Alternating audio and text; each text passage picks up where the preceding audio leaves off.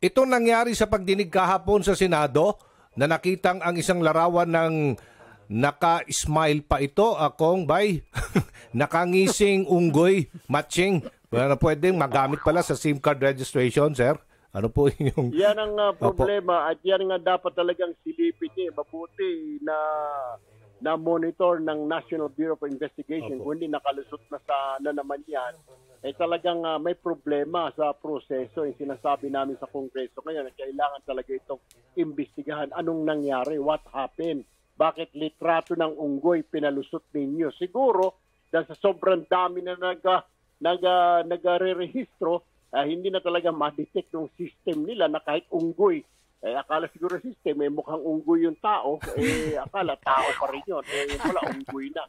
We really have to check on this by Aljo, partner niya. Kasi delikado ito. Mamaya, ibig sabihin, pwede ka magparehistro doon na hindi talaga ikaw yung identity. Pwede kang gumamit ng pangalan. Kunwari ako, i-rehistro ka, Aljo Bindiho. Maglagay ako ng litrato ni Amang. So, pagkakaproblema talaga doon, partner niya, by Aljo.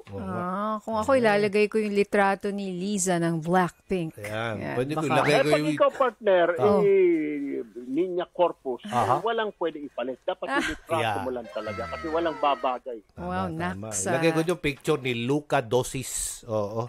Yung player ng Slovenia. Anyway, talaga. Napansin mo pa yung player ng Slovenia. Nagkakaproblema daw sa optical character recognition technology na yan. Yan daw dapat ayusin, sir. Dapat ba, Aljo? Drenairan nila yan bago sila nagganyan-ganyan. Hindi kayo lang sasabihin, may mga optical. Ayan na naman tayo. Yan. Kaya tayo nababansagan. Nung isang araw ko pa sinasabi, ito mga, alam mo, isang araw magpapile talaga ako ng in aid of legislation. Ano ba itong mga gobyerno ng ahensya ng gobyerno?